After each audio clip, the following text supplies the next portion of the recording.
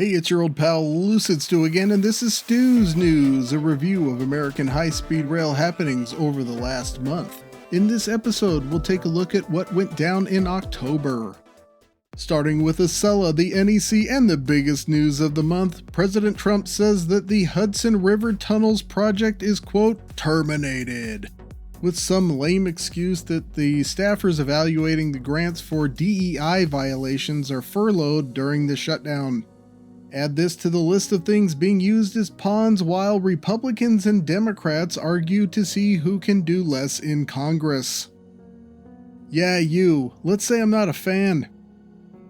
Good. Gateway Commission updates were silent in October. It seems like they're laying low, trying not to lose their funding and their heads. Luckily, we can see from the webcams on their website that work is actually still progressing. I put the links in the description so you can check those out yourself. Consensus seems to be that enough funds exist from other sources to weather a temporary storm. It's unlikely the government shutdown will last long enough to truly affect the project, but who's to say what will happen with this new willingness by these two political parties to throw the entire country under the bus in order to spite each other. Maybe the rest of us need to start throwing tomatoes and get the government open again. Call me crazy, but I think the government should govern. On the other side of the Hudson, at a press conference in Manhattan, MTA CEO John O'Lieber engaged in the region's favorite sport, blaming Amtrak for delays, this time with the Penn Station Access project. Amtrak responded with everyone's favorite meaningless word, labeling his statement misinformation. Timing on that was poignant because 3 weeks later, the Metropolitan Transit Authority announced that the Penn Station Access project will not be completed until 2030, constituting a 3-year delay of the formerly 3-year project to utilize the Northeast Corridor to bring Metro North service to New York Penn Station in Manhattan and 4 new stations in the Bronx. For the record, MTA also blamed Amtrak at that time as well. MTA says it now plans to open a limited service in 2027 with temporary stations and a third as many departures. Amtrak says they will study and consider the idea. Nearby, relating to the East River Tunnel rehab project between Manhattan and Queens to repair damage from Superstorm Sandy in 2012, New York Governor Kathy Hochul announced that MTA North would start running a daily round trip from Grand Central Terminal to Albany. This is intended to partially make up for service lost to temporary closures related to East River Tunnel work.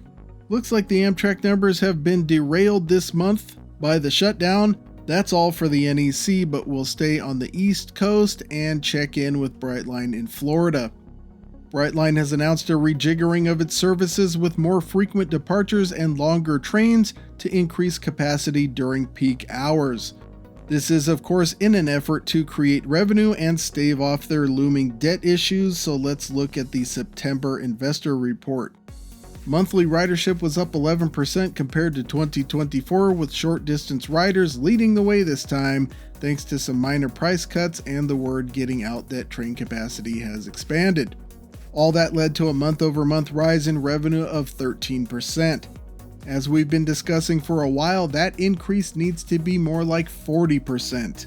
Brightline indicates that their service realignment caused monthly departures to be off by 13%. That rescheduling was completed on October 6th, so October numbers should be telling. As we head into the end of the year, we'll finally find out if all the new passenger carriages and adjustments were enough to keep the company afloat. Speaking of that, the Florida East Coast Railway amended its lawsuit against Brightline, now alleging fraud and unfair competition. The long and short of the suit is that FECR owns the right-of-way that Brightline runs on. Brightline has trackage rights. Brightline is trying to lease those rights out to commuter rail agencies in South Florida to get some desperately needed cash flow going. FECR wants veto power over that and is suing to get it, since it alleges that Brightline can't afford infrastructure upgrades that would be necessary for those commuter services. Brightline is trying to get the matter moved out of court and into arbitration. Along the lines of financial problems, Brightline negotiated an extension of deal talks regarding repurchase of $1 billion of bonds. So that's one more looming issue on top of other recent ones they've managed by the skin of their teeth. I often get questions about how a person can invest in passenger rail in the United States, so I wanted to pass this article on.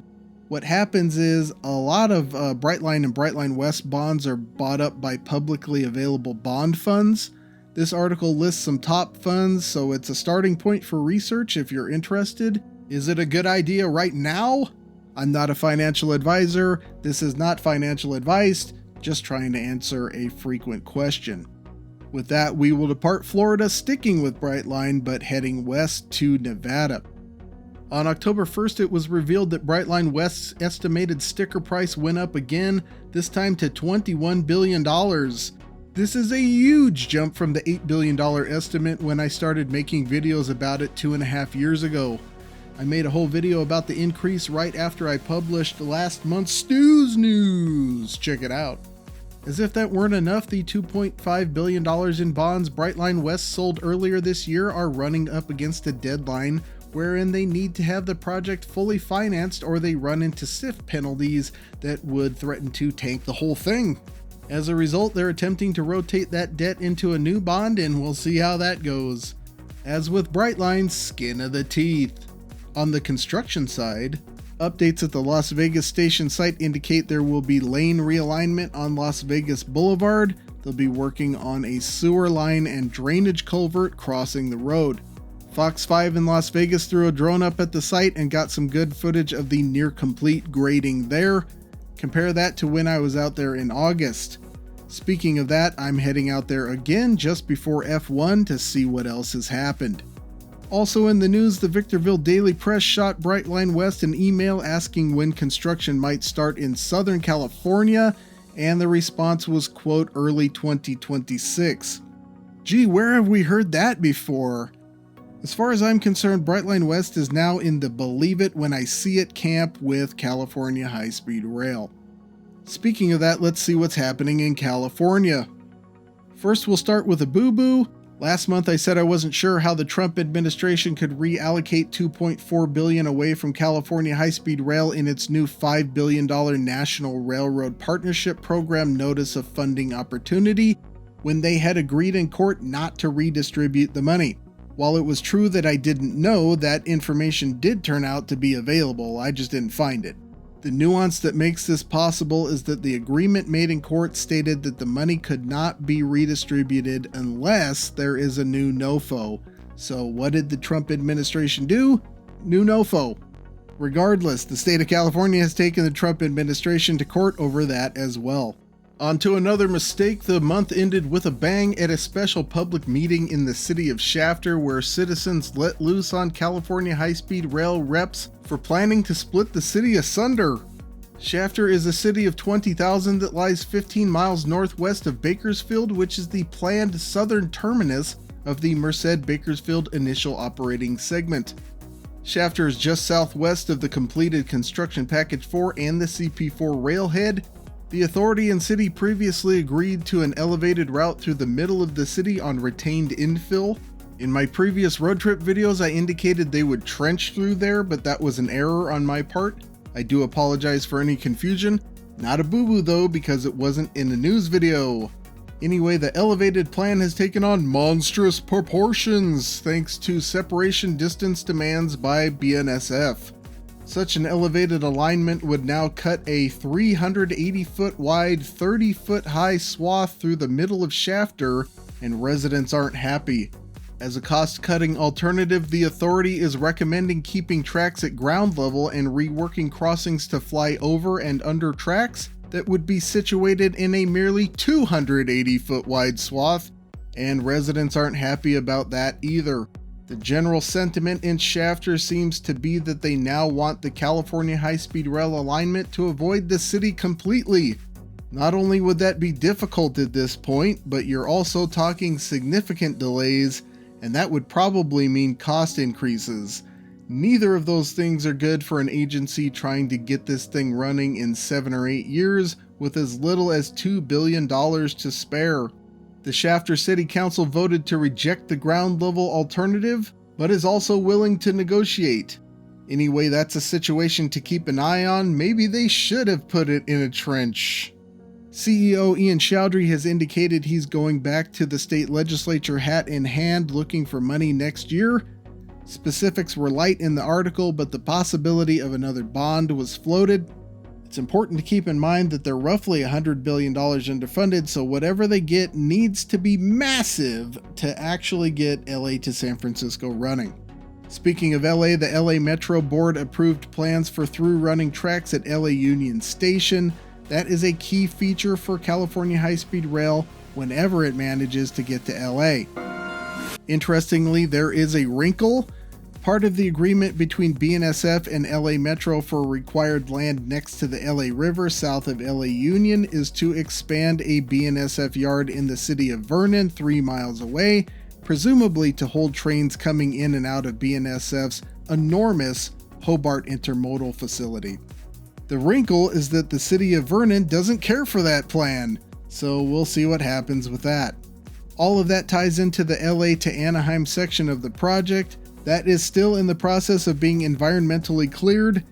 As part of that process, some new information has come to light. Route details have been clarified specifically for treatments at existing stations in Fullerton, Buena Park, and the City of Commerce.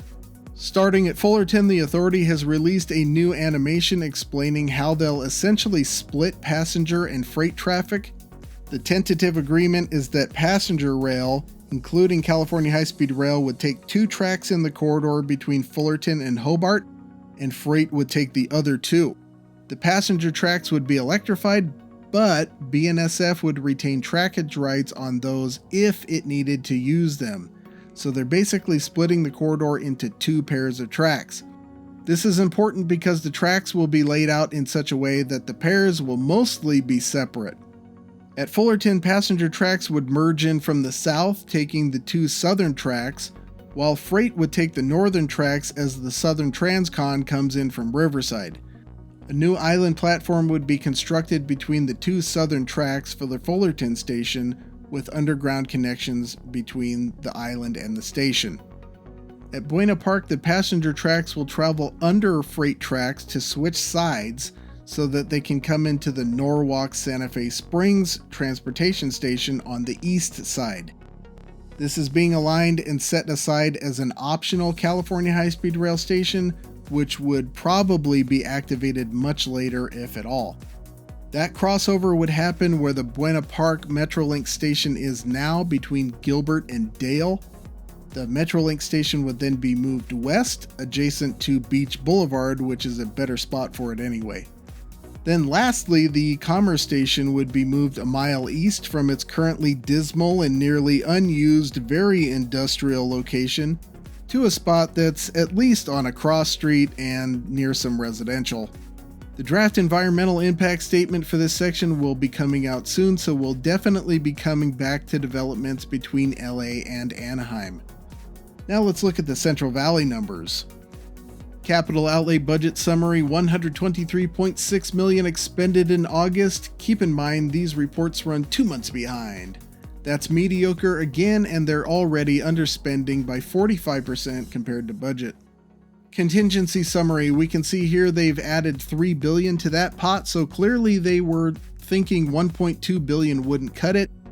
That does fit into the newest budget projections, where they expanded the budget for Merced to Bakersfield by $1.4 billion to $36.75 billion.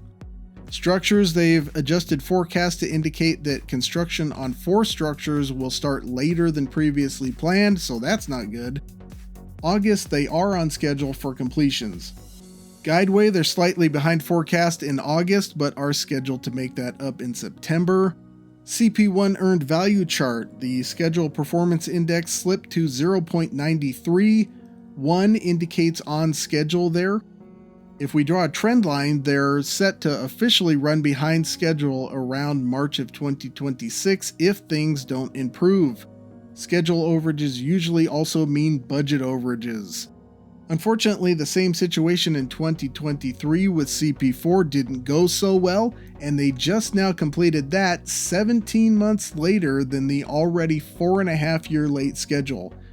But keep your fingers crossed. The CP4 railhead, where they will deliver supplies for finally laying high-speed track next year, is forecast to be done now. That was previously forecast for September and then July before that, so they just cannot shake this persistent tendency to miss scheduled targets. But that's enough of California high-speed rail. Let's move to a related project, the High Desert Corridor. In September, California high-speed rail took over the environmental reins, becoming the lead agency for the HDC's environmental work. That's probably a good move, as the California High-Speed Rail Authority has gone through the environmental process on half a dozen project sections now. At the HDC Joint Powers Authority meeting on October 9th, there was an engineering presentation. This showed a more solidified alignment, which is near identical to the previous one, except for the area right around the Palmdale station, which was altered slightly to avoid conflicts with a residential neighborhood. It was also indicated they were planning for an interim station in Palmdale. They're talking about getting this done mid-2030s. California High-Speed Rail is talking about getting there by 2039. Frankly, both are optimistic, but we'll see what happens in the long run. Gone before. There was discussion about the location of a maintenance of way facility off of Sheep Creek Road. Lucky you, I just happened to have aerial footage of the area. It's so remote out there that only 2 of the roads within 5 miles are paved, Sheep Creek being one. And lastly, there was clarification on another unclear issue. The plan at Interstate 15 is for the HDC to enter the interstate median just north of the northern Stoddard Wells exit by the Victorville landfill. It will then travel in the median with Brightline West tracks until reaching the Brightline West Victor Valley station 4 miles to the northeast. At that station, Brightline West will have 2 tracks and an island platform, and the HDC would have 1 track and a side platform with the possibility of a switch linking the 2 systems later. Okay, that does it for the HDC. Now it's time for Stu's Boo Boos, where I go over everything I missed or got wrong last month. As indicated in the California High-Speed Rail section, the justification for the Trump administration being able to redirect $2.4 billion of previously California high-speed rail funds was a miss. A huge thanks to commenter Marcus C. Nelson for pointing that out. You get a gold star. A very important find. I don't do this section just to correct mistakes, but because all of us cast a much wider net than me alone, and lots of you out there also have expertise and knowledge that I do not. That brings your gold star boo-boo finding total to 25. Silver stars for a boo-boo free month, still only 9. As always, if you find a boo-boo in this presentation or something I missed, let me know in the comments. If it's a good one, you win a prize. A big thanks to the Stu Crew Discord channel for all of their help. If you'd like to join our motley crew, check out the invite in the description. If you'd like to help out the channel, I have a couple of ways for you. One is that Superthanks button below the video. I do have expenses related to the channel, like Vegas trips and purchases for Unreal Engine 5 to improve renderings, so every little bit helps. I also have a Printify poster store where you can purchase yourself a railroad-themed poster. Those will be 30% off through the end of the year, including my newest offering, which makes a great holiday decoration or gift for any railroad fan. Follow the link or use the QR code to check that out and get a nice present for yourself or someone you love. Plenty more videos are on their way. Stay tuned in November and December for some blockbuster content. I'm heading to Las Vegas in a couple of weeks, so get ready for an update on that as well. But that's all for now. Until next time, I'll see you on that big, beautiful freeway.